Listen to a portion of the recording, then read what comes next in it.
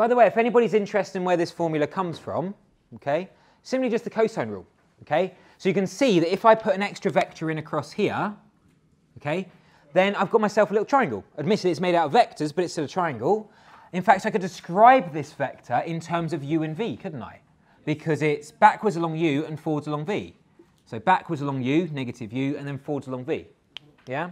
Now, of course, cosine rule, strictly speaking, is talking in terms of lengths. Yeah? So actually, in order for the cosine rule to work, I need to use lengths here. So if you remember, if I have a non-right angled triangle, something like this, so let's say that's A, that's little a, that's B, and that's C, the cosine rule will be a squared is equal to b squared plus c squared minus 2bc cosine of A. Yeah, do you recognise that, or a version of that formula from GCSE or whatever you've looked at before? Geometry. Yeah, trigonometry, exactly. So it's the same thing here, except that these correspond to lengths, right? So if I use the lengths here, I'm literally saying the length of this thing, which remember I can represent with my vertical lines. So length of v minus u, because that's effectively my A, happy, should be equal to, well, b squared. So let's say that's b squared.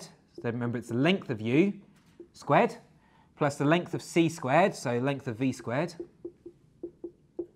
minus 2 times by the length of b, so the length of u, times the length of v, okay, c, and then times by the cosine of the angle between them, so cosine of theta. It's literally just cosine rule, okay? Now I can tidy this up a little bit, because if you have a think, how do I work out the length of u? How do I work out the length of u?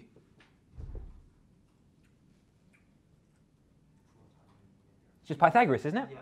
So if u is u1, u2, u3, then the length of u should be u1 squared plus u2 squared plus u3 squared, all square rooted. However, I don't want that. I want the square of u.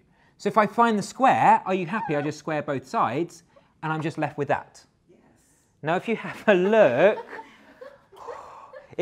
look, right, u1 squared plus u2 squared plus u3 squared, isn't that like u1 times u1 plus u2 times u2 plus u3 times u3?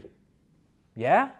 Now, if you have a look, if I did the dot product of u with itself, so the dot product of u with itself, what should that be equal to? u1 times u1 plus u2 times u2 plus u3 times u3. Literally, the dot product is just multiply the corresponding elements by each other. So if I want the dot product of u with itself, it's going to be u1 times u1, u2 times u2, u3 times u3, add them all together. So in other words, what I'm literally saying here is that the magnitude of the vector squared should just be equal to the dot product of the vector with itself. Okay? So if I substitute that in this formula, sorry, this should be squared as well. If I substitute that in the formula, it should be v minus u dotted with itself. Okay, because that's literally what v minus u, magnitude of v minus u squared is. That thing is just u dot u. That thing is just v dot v plus v dot v. And then I've just got this. So 2 times the magnitude of u times the magnitude of v, okay, times by the cosine of the angle between them. You happy that's the same? So I've just literally multiplied the left-hand side out. Yes. Okay. Now have a look. I can make a bit of cancellations going on here.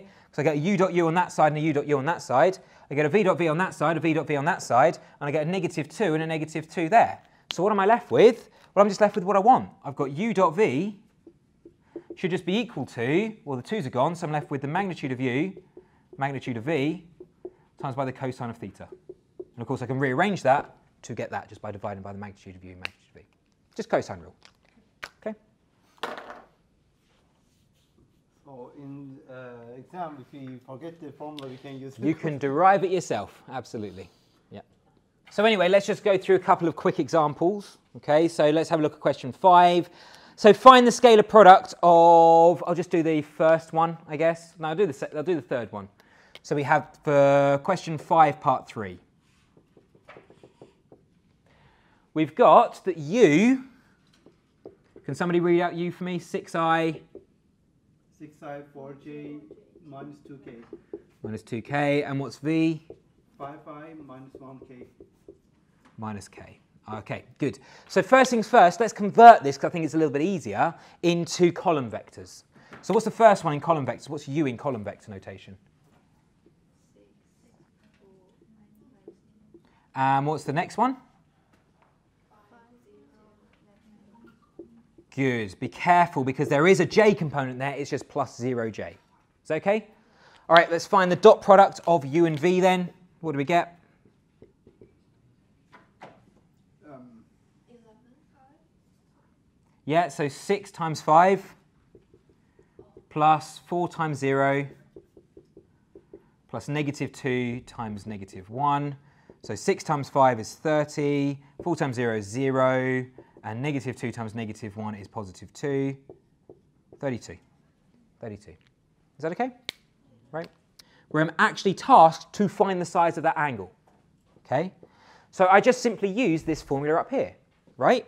So let's think. The formula is the cosine of the angle between them is the dot product, well I've already found that, it's 32, divided by the product of the moduluses, or the moduli. So I guess I just need to find u and v, the modulus of u and v. Okay? So what's the modulus of u?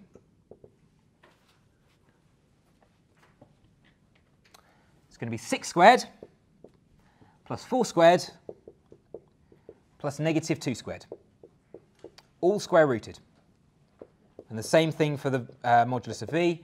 It's going to be 5 squared plus 0 squared plus negative 1 squared, all square rooted. This is 6 part 3. This one, right? Yep, find the angle between the following pairs of vectors. Oh, Okay, so what is the modulus of u? Can somebody stick it in a calculator and work it out for me? So it's going to be 36 plus 4, which is 40, plus 16, that's the square root of 56 last time I checked. You can cancel it down. sorry. Yeah. And then this thing is going to be 25 plus 1, so it's going to be the square root of 26. Okay? And now I can stick it all in my formula, because I know what u dot v is. It is 32. I know what the modulus of u times modulus of v is. It's going to be root 56 times by root 26.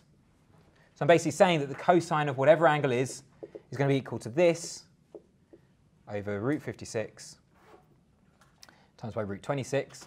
If I want to find theta, I just simply take the cosine inverse of that.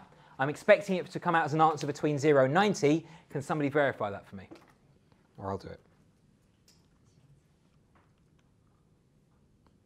33.0 degrees. So therefore, as expected, it's acute.